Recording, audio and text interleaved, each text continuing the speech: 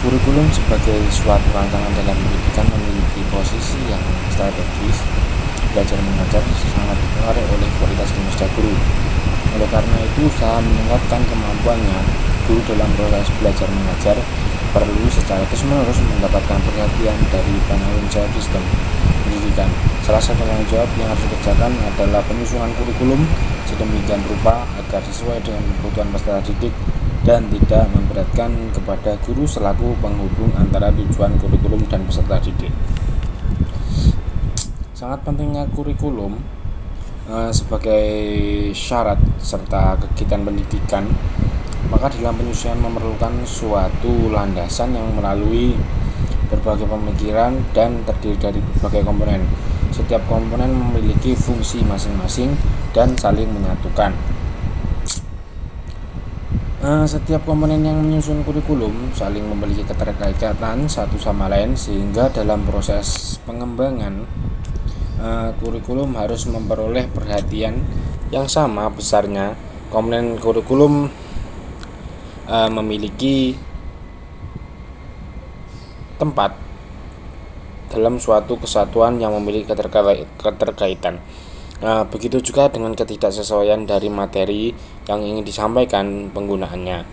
Strategi pembelajaran terbaik pun tidak mampu untuk mencapai tujuan yang diinginkan jika salah satu komponen itu kurang atau tidak memiliki satu tujuan dalam menyampaikan kurikulum yang baik sesuai sistem. Sekian. Assalamualaikum warahmatullahi wabarakatuh. Nama saya Mirza Gulam Yongki Minata dengan NIM 208190052 dari kelas tadi IPSP semester 5 dalam mata kuliah pengembangan kurikulum. Di sini saya akan menjelaskan tentang komponen kurikulum.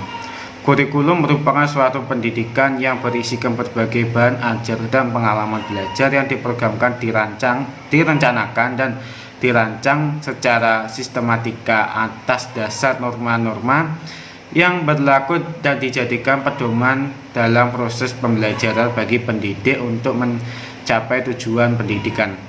Dalam kurikulum ada juga komponen-komponen kurikulum sebagai berikut. Yang pertama, tujuan. Pada hakikatnya, tujuan dari setiap program pendidikan dan akan diberikan pada anak didik dalam perspektif pendidikan nasional.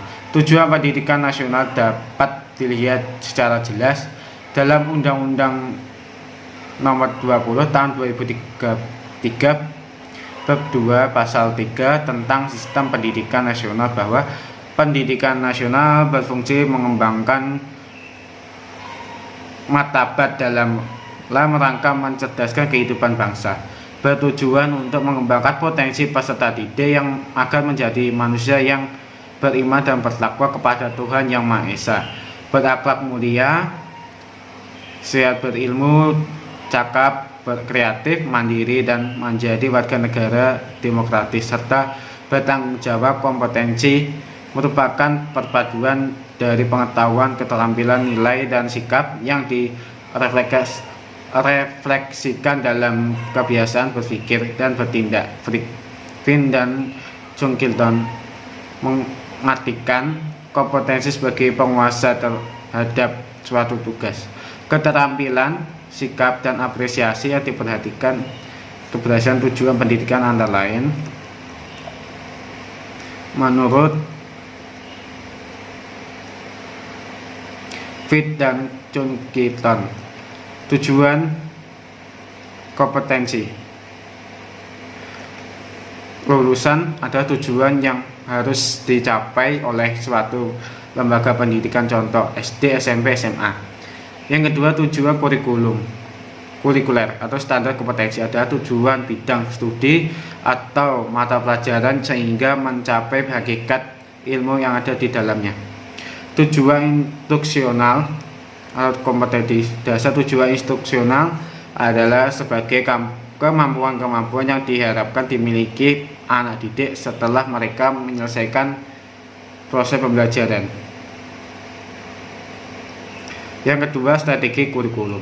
Strategi discovery learning adalah teori belajar yang didefinisikan sebagai proses pembelajaran yang terjadi bila belajar tidak disajikan dengan pengajaran dalam bentuk finalnya, tetapi diharapkan mengorganisasi sendiri.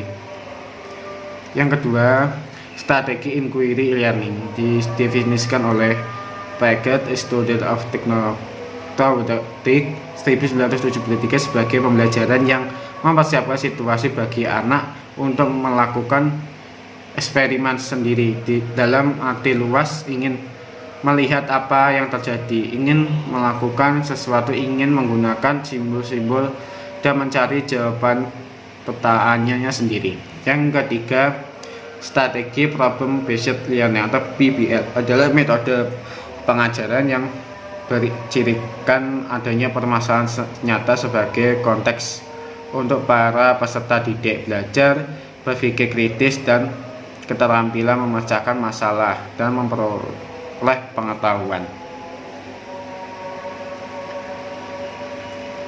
Yang keempat, strategi project based learning adalah pembelajaran yang menggunakan proyek atau kegiatan sebagai media peserta didik melakukan eksplorasi, penilaian, prestasi, sintesis, dan informasi untuk menghasilkan berbagai untuk hasil belajar. Strategi scientific learning adalah proses pembelajaran yang dirancang sedemikian rupa agar peserta didik secara aktif mengonstruksi konsep hukum atau prinsip melalui tahapan-tahapan mengamati untuk mendefinisikan atau menemukan masalah. Mungkin cukup itu saja dari saya. Bila ada salah mohon dimaafkan. Wassalamualaikum warahmatullahi wabarakatuh. Selanjutnya saya akan menjelaskan tentang pengertian evaluasi, penilaian, dan pengukuran. Evaluasi ialah berasal dari kata evaluation. Kata tersebut diserap ke dalam pembendaraan istilah bahasa Indonesia dengan tujuan mempertahankan kata aslinya. Dengan sedikit penyesuaian lafaz Indonesia menjadi evaluasi. Pendapat di atas dapat disimpulkan bahwa evaluasi adalah kegiatan untuk mengumpulkan informasi tentang bekerjanya suatu yang selanjutnya informasi tersebut digunakan untuk menentukan alternatif yang tepat dan dalam mengambil sebuah keputusan. Dalam evaluasi selalu mengandung proses evaluasi harus tepat terhadap tipe tujuan yang biasanya dinyatakan dalam bahasa perilaku. Dikarenakan tidak sempurna, perilaku dapat dinyatakan dengan alat evaluasi yang sama. Maka evaluasi menjadi salah satu hal yang sulit dan menantang yang harus disadari oleh para guru. Yang kedua yaitu pengukuran. Pengukuran adalah pemberian angka pada suatu atribut atau karakteristik tertentu yang dimiliki oleh orang atau objek lain menurut aturan atau formulasi yang jelas. Karakteristik dari pengukuran adalah penggunaan angka atau skala tertentu dan penggunaan aturan atau format tertentu. Misalnya, untuk mengukur berat atau tinggi badan seseorang, kita akan dengan mudah melakukannya dengan menggunakan alat ukur dan formulasinya yang telah diketahui secara umum. Kemampuan ini merupakan kemampuan profesional guru. Tanpa melakukan pengukuran, seorang guru tidak akan mengetahui kemajuan proses belajar mengajar yang dikelolanya. Berdasarkan uraian tersebut, dapat diketahui ada dua karakter pengukuran, yaitu pemakaian angka dan skala tertentu dan pemakaian aturan atau formula tertentu. Selanjutnya yaitu penilaian. Istilah penilaian merupakan alih bahasa dari istilah Asesmendikbud, mengemukakan penilaian adalah suatu kegiatan untuk memberikan berbagai informasi secara berkesinambungan dan menyeluruh tentang proses dan hasil yang telah dicapai siswa. Menurut Hamid Hasan, sebagai proses sistematik untuk menentukan hasil belajar peserta didik dalam bidang pendidikan sering dikaitkan dengan pencapaian kurikulum dan digunakan untuk mengumpulkan informasi berkenaan dengan proses pembelajaran dan hasilnya. Jika ingin dinilai suatu atau beberapa bagian atau komponen pembelajaran, misalnya hasil belajar peserta didik dalam bidang pendidikan sering dikaitkan dengan pencapaian kurikulum dan digunakan untuk mengumpulkan informasi berkenaan dengan proses pembelajaran dan hasilnya. Jika ingin dinilai suatu atau beberapa bagian atau komponen pembelajaran, misalnya hasil belajar, maka istilah yang tepat digunakan adalah penilaian, bukan evaluasi.